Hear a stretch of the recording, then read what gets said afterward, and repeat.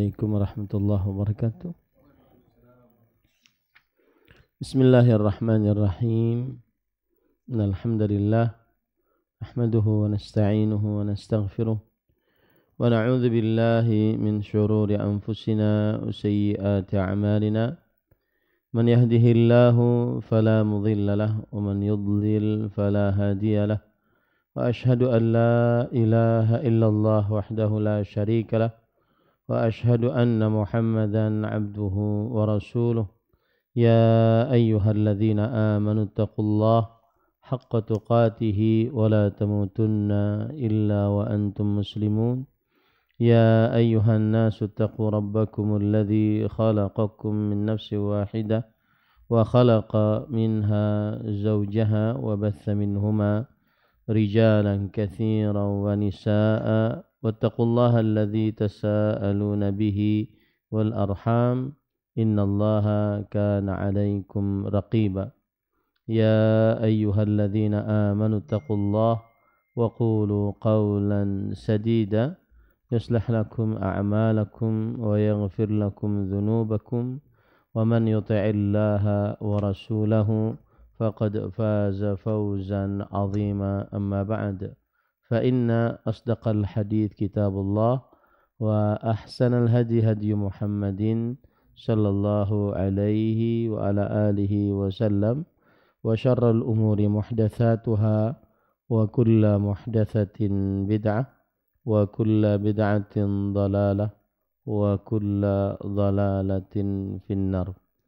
Alhamdulillah, kita bersyukur pada Allah Subhanahu wa taala pada hari ini, hari Rabu pagi 29 Rabiul Akhir 1447 Hijriah, bertepatan dengan 22 Oktober 2025.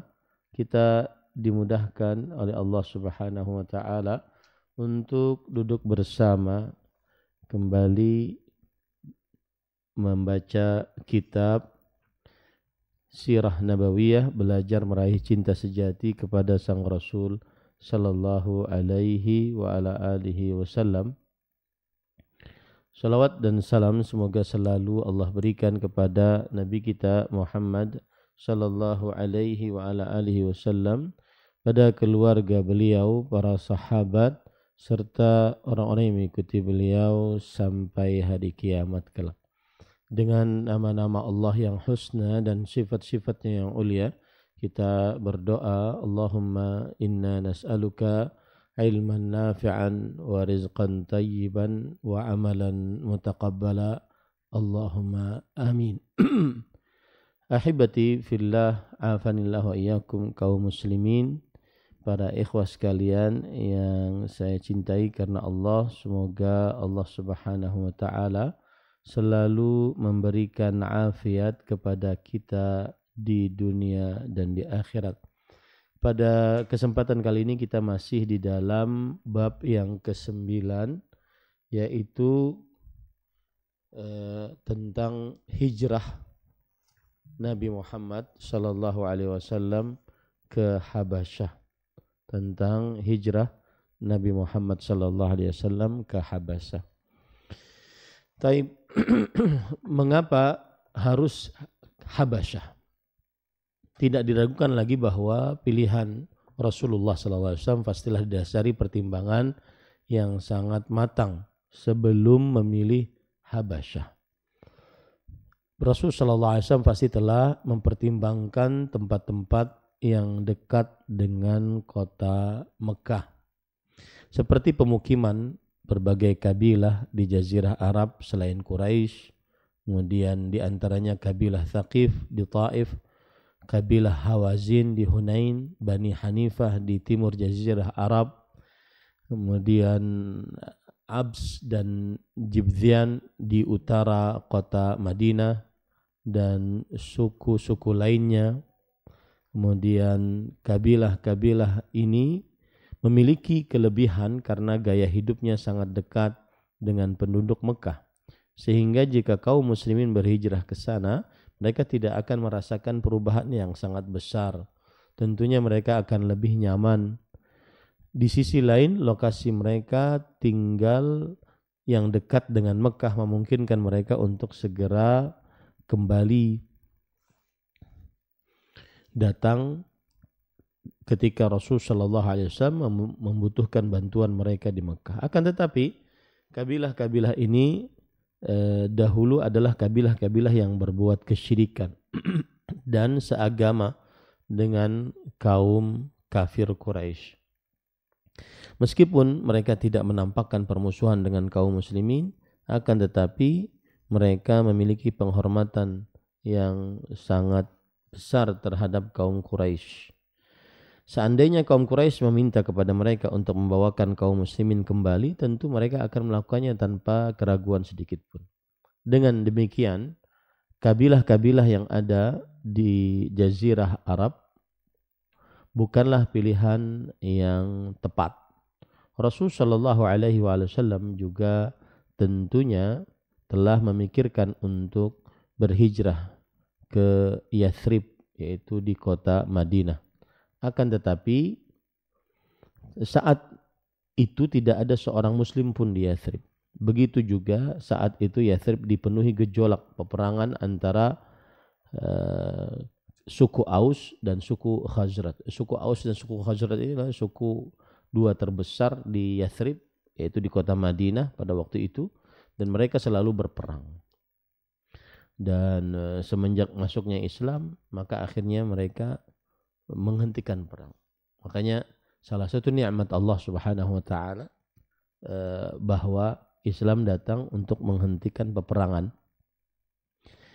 Juga terdapat suku Yahudi yang tinggal di Yathrib sejak beberapa waktu lamanya, dan sejarah membuktikan bahwa Yahudi adalah kaum yang paling jahat dan perusak dan pengkhianat sepanjang masa.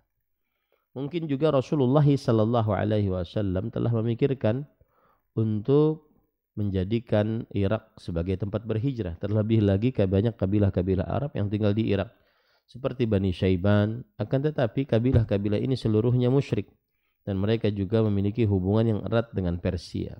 Sangat kecil kemungkinannya Persia akan membiarkan kaum muslimin menetap di negeri yang mereka kuasai. Mereka juga mungkin juga Rasul sallallahu alaihi wasallam telah memikirkan untuk menjadikan Syam sebagai tempat berhijrah. Juga terdapat beberapa kabilah Arab yang tinggal di sana seperti suku Ghassa'iyah. Akan tetapi suku tersebut sangat dekat dengan Romawi, sehingga kemungkinan besar mereka tidak akan menyambut dakwah baru ini. Mereka mungkin juga Rasul sallallahu alaihi wasallam telah memikirkan untuk menjadikan Mesir sebagai tempat berhijrah. Meskipun Mesir memiliki raja yang adil, akan tetapi Mesir saat itu adalah negara yang dijajah oleh Romawi. Mungkin juga Rasul sallallahu alaihi wasallam memikirkan menjadikan Yaman sebagai tempat berhijrah, tetapi Yaman saat itu dijajah oleh Persia. Tidak diragukan lagi bahwa Rasulullah sallallahu alaihi wasallam telah memikirkan untuk berhijrah ke seluruh tempat ini. Karena tempat-tempat tersebut masih lumayan dekat dari Mekah. Dan kebanyakan penduduknya adalah dari bangsa Arab kecuali Mesir. Akan tetapi tidak ada di antara yang dianggap cocok Rasul sallallahu alaihi wasallam. Akhirnya di dalam benak Rasul sallallahu alaihi wasallam pilihan yang terakhir yang terbaik yaitu Habasyah. Ini bisa dilihat ya. Gambar di situ yang kira-kira kenapa akhirnya Rasul sallallahu alaihi wasallam malah memilih negeri Habasyah. Dan ini salah satu yang disebutkan oleh penulis kepada saya pribadi bahwa bedanya buku sejarah ini ada gambar-gambar yang orang bisa memikirkan untuk mengapa hal ini terjadi gitu. Tadi disebutkan tentang ada Romawi, ada Persia, kemudian ada Mesir, ada Yaman, kemudian ada Syam, Irak, ya, semuanya tidak dijadikan oleh Rasul sallallahu alaihi wasallam sebagai tempat untuk berhijrah,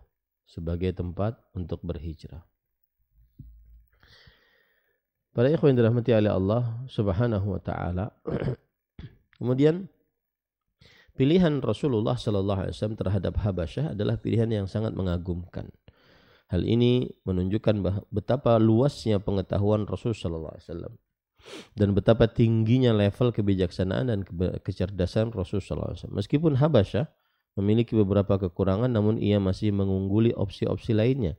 Di antara kekurangan Habasyah adalah letaknya yang sangat jauh dari Mekah.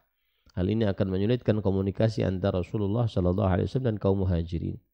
Dan di antara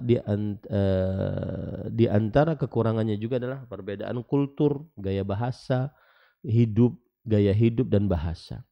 Bahasa Habasyah sangat jauh berbeda dengan bahasa Arab. Begitu pula dengan kultur dan gaya hidupnya.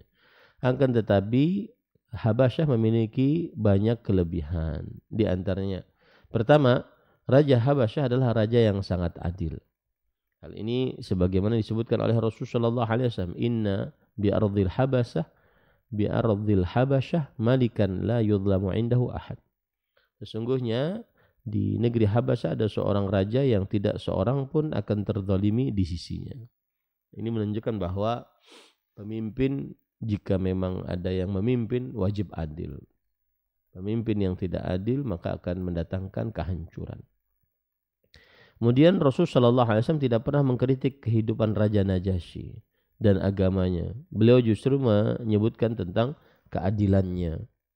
Apa yang menimpa kaum muslimin merupakan hasil dari kezaliman penduduk Mekah. Akan tetapi Raja Najasyi bersikap adil kepada setiap orang tanpa memandang kepada agamanya. Keadilan merupakan asas dalam berhukum. Tanpa adanya keadilan, maka dunia dan akhirat tidak akan tegak. Karena luasnya dan dalamnya cara berfikir Rasulullah SAW, akhirnya beliau memilih negeri yang dipimpin oleh seorang hakim yang adil. Dan ternyata perakiraan Rasulullah SAW sangat tepat. Raja Najasyi radhiyallahu anhu pun akhirnya memberikan perlindungan kepada para sahabat. Ini merupakan pelajaran bagi para da'i untuk mengambil faedah dari orang yang memiliki sifat adil, dan juga pentingnya bagi para da'i untuk mempelajari keadaan negeri-negeri yang dekat dengannya. Faedah berikutnya adalah bolehnya bagi para da'i meminta pertolongan kepada seorang yang semisal Najasyi dalam keadaan darurat, yaitu kepada seorang yang diharapkan akan bersikap adil meskipun agamanya berbeda. Ini pernah kejadian waktu negara Arab Saudi ingin diserang oleh Irak, kemudian juga negara Kuwait ingin diserang oleh Irak, maka pemerintah mereka pada waktu itu bekerja sama dengan salah satu negara kafir untuk menghentikan penyerangan dari negeri Irak waktu itu. Banyak yang menentang, akan tetapi secara hukum syar'i diperbolehkan seperti itu. Kedua, penduduk Habasyah beragama Nasrani. Tentunya lebih mudah bagi kaum muslimin untuk berkomunikasi dengan kalangan ahli kitab dibandingkan kalangan penyembah berhala. Jadi bedakan ya. Ada ahlu kitab, yaitu kaum Yahudi dan Nasrani, dan ada penyembah berhala, yaitu orang-orang musyrik seperti orang yang menyembah Lata, Uzza, Manat. Mereka bukan kaum ahli kitab. Ahli kitab itu kaum Yahudi, Nasrani. Adapun yang menyembah berhala beda lagi, yang disebut dengan orang musyrik Quraisy. Orang musyrik Quraisy. Dibandingkan kalangan penyembah berhala. Rasulullah SAW dan kaum muslimin merasa bahwa hati kaum Nasrani lebih mungkin untuk menerima kebenaran dakwah Islam daripada agama lainnya. Ini dikarenakan mereka itu ada masih ajaran-ajaran dari nabi-nabi mereka. Ya, meskipun sudah dirubah, dan kaum Nasrani dari Nabi Isa, kaum Yahudi dari Nabi Musa. Allah Subhanahu wa taala berfirman menjelaskan bahwa kaum Nasrani lebih dekat kepada kaum muslimin dibandingkan orang-orang musyrik.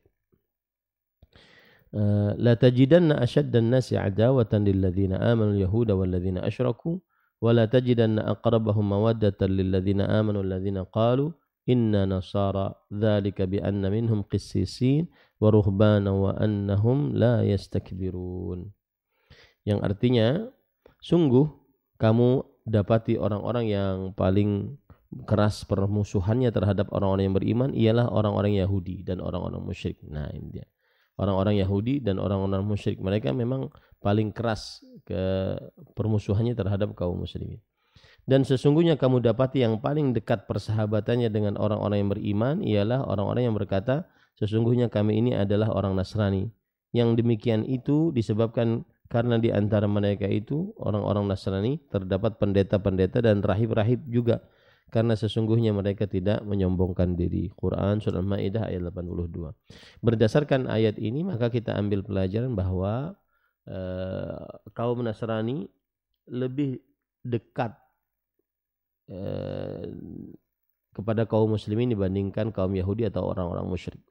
Tetapi bukan berarti kita wala, kita loyal kepada kaum Nasrani, karena tidak boleh loyal kecuali hanya kepada Islam dan kaum muslimin.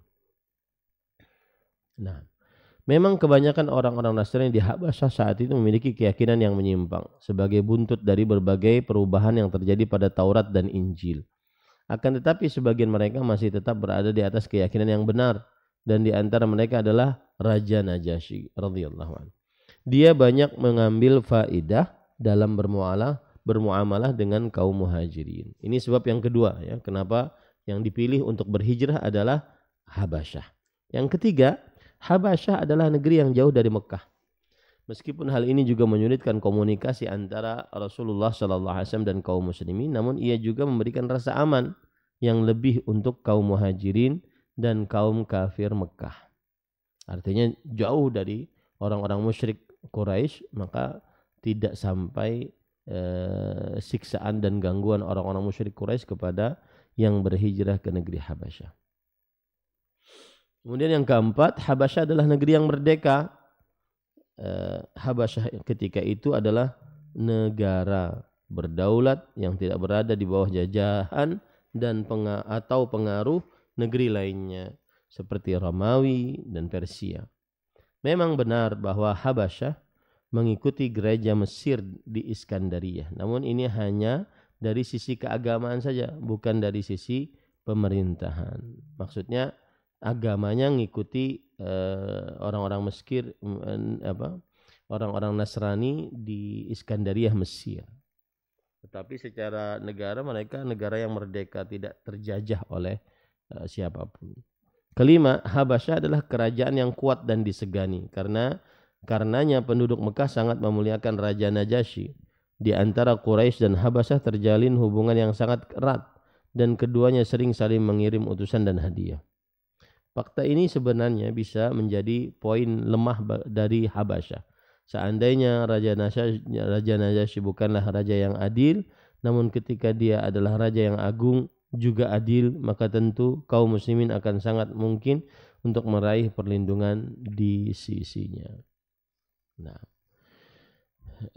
maksudnya begini, ketika Raja Najasyi, rajanya Habasyah itu dekat dengan orang-orang musyrik Quraisy, maka semestinya itu menjadi titik lemah bagi kaum muslimin untuk memilih negeri Habasyah sebagai tempat berhijrah. Akan tetapi meskipun Raja Najasyi dekat dengan pemuka-pemuka suku Quraisy yang musyrik, tetapi beliau adalah orang yang adil radhiyallahu anhu, dan akhirnya membolehkan para sahabat Nabi radhiyallahu anhum tinggal di negeri Habasyah. Nah, di sisi lain tidak mungkin bagi Quraisy untuk mencari keributan dengan Habasyah demi mengembalikan kaum muslimin, karena Habasyah adalah kerajaan yang sangat kuat dan jauh letaknya dari Makkah.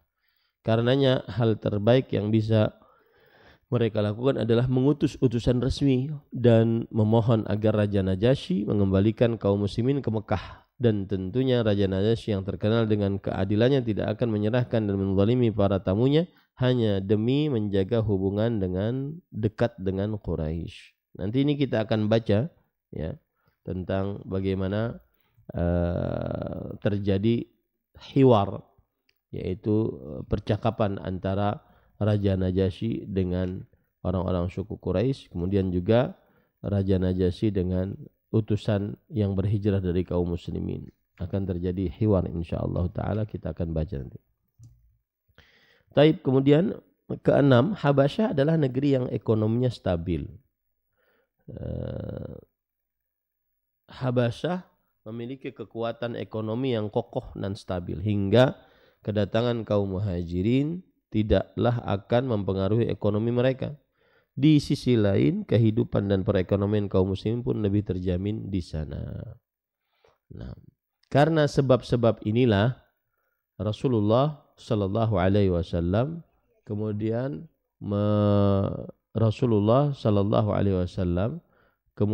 memilih Habasyah sebagai tempat berhijrah. Kaum muhajirin akhirnya mulai berhijrah menuju Habasyah. Perjalanan ini dalam sejarah disebut hijrah Habasyah yang pertama. Kita akan baca hadis tentang percakapan antara An-Najasyi dengan Ja'far bin Abi Thalib yang diutus oleh Nabi Muhammad SAW sebagai berhijrah ke kota Madinah, ke kota Habasyah. Baik. Saya bacakan hadisnya. Nah.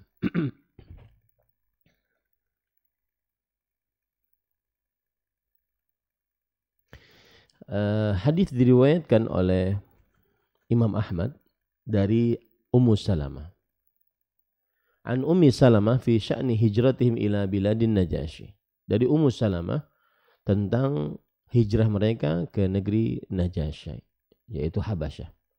Wa qad marra ba'du dzalik, dan telah lewat beberapa kisah. Qalat falamma ra'at Quraisyun dzalika ijtama'u ala an yursilu ilaih.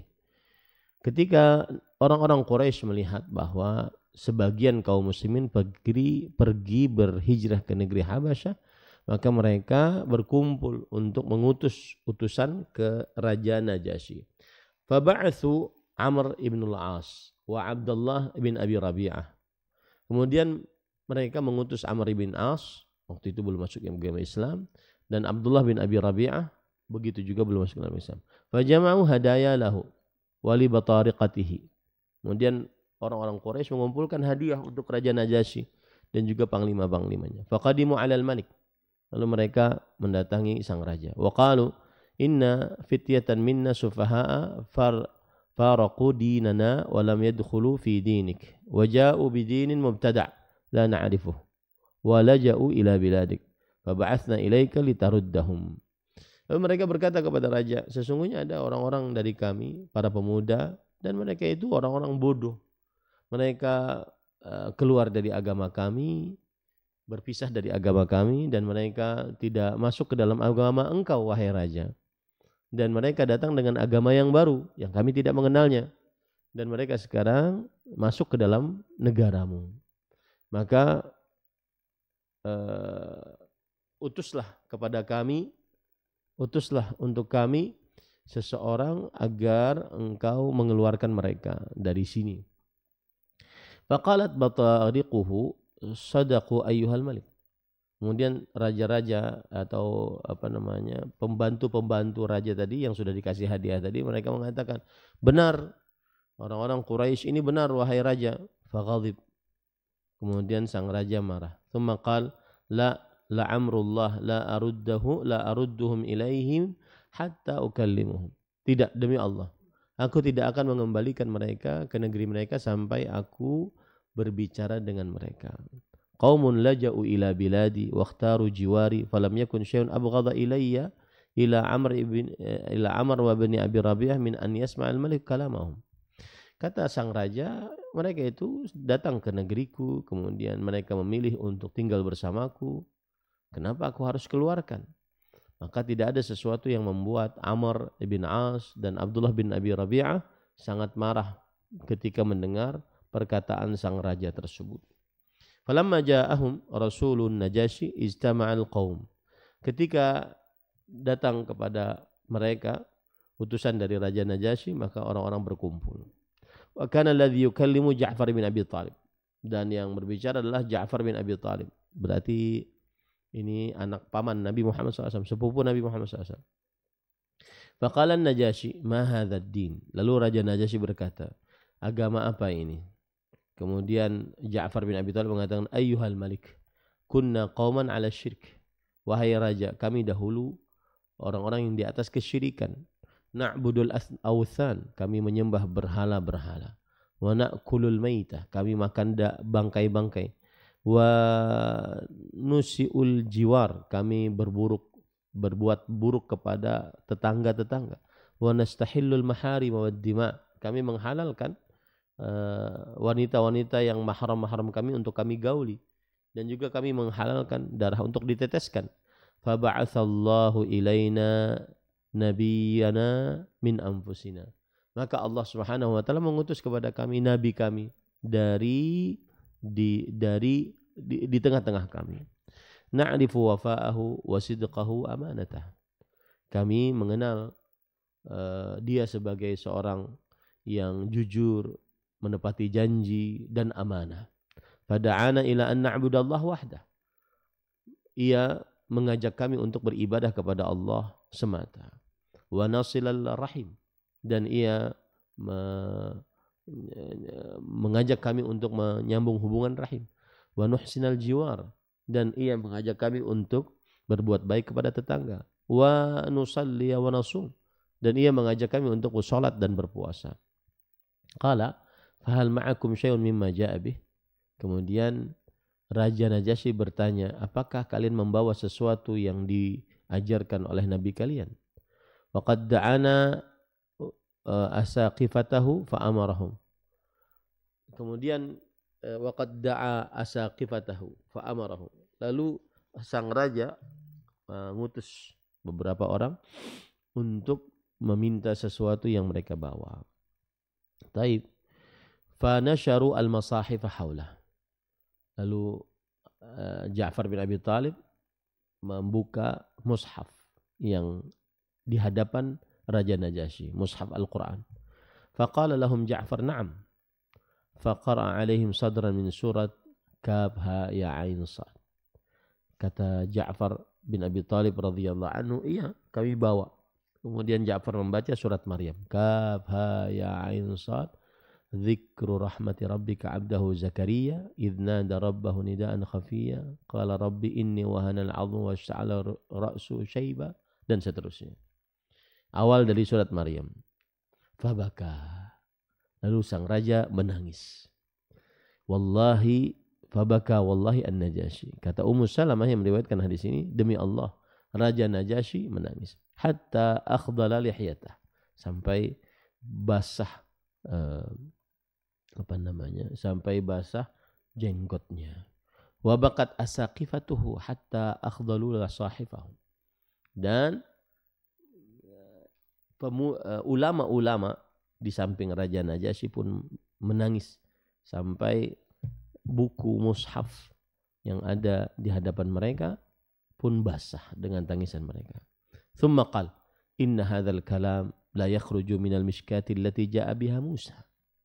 Kemudian Raja Najasyi berkata, sesungguhnya perkataan ini benar-benar keluar dari sumber yang dibawa oleh Nabi Musa alaihissalam. Nabi Musa alaihissalam membawa Taurat.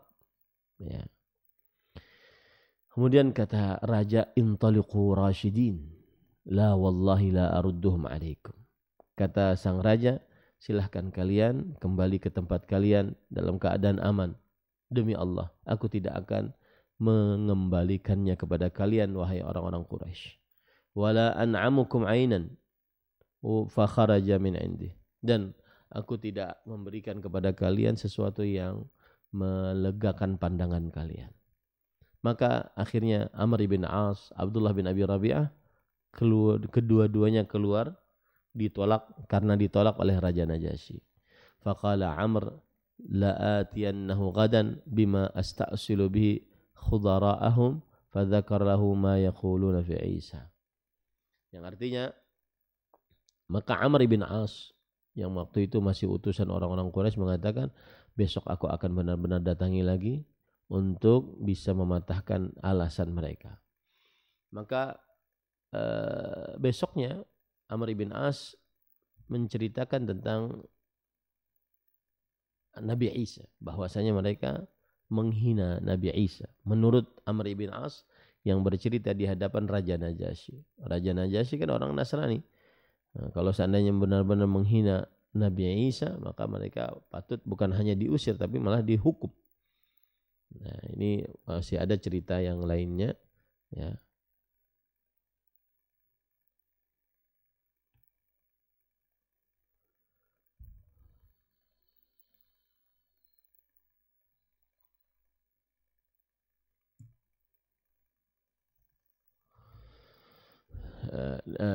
Kemudian Raja Najasyi bertanya, "Ma taquluna fi Isa bin Maryam?" Apa pendapat kalian tentang Isa putra Maryam? Faqala lahu Ja'far, "Naqulu fihi alladhi ja'a bihi nabiyuna huwa Abdullah wa rasuluhu wa ruhuhu wa kalimatuhu alqaha ila Maryam al-'adhra al-batul fasaddaqahum bima qalu." Kata Ja'far bin Abi Thalib, kita berpendapat sebagaimana yang diajari oleh nabi kita. Nabi Isa putra Maryam adalah Abdullah, hamba Allah dan Rasulnya dan ruhnya, dan kalimat yang Allah berikan kepada Maryam. Ruhnya itu maksudnya adalah Allah menciptakan ruh kemudian dimasukkan ke dalam perut Maryam. Maka Maryam hamil dan tidak mempunyai suami. Al-Adhra al-Batul, yang ahli ibadah. Fasaddaqahum bima qalu. Dan Raja Najasyi percaya dengan apa yang diucapkan oleh Ja'far bin Abi Thalib. Maka Raja Najasyi berkata kepada utusan Quraisy, "Idhabu fa antum," kepada orang-orang muslim, "Idhabu fa antum suyumun bi ardi." Pergilah kalian wahai Ja'far dan orang-orang yang berhijrah, sesungguhnya kalian aman di negaraku ini. Aman di negaraku ini. Nah, ini para ikhwan dirahmati oleh Allah Subhanahu wa ta'ala, cerita mengapa bagaimana terjadi hiwar, percakapan antara Raja Najasyi dengan orang-orang Quraisy, kemudian orang-orang muslim yang dipimpin oleh Ja'far bin Abi Thalib radhiyallahu anhu. Kira-kira itu yang bisa disampaikan pada kesempatan kali ini. Masih berkaitan dengan hijrah Nabi Muhammad SAW di Habasyah. Nah, wallahu alam wa sallallahu nabiyana Muhammad walhamdulillahi rabbil alamin.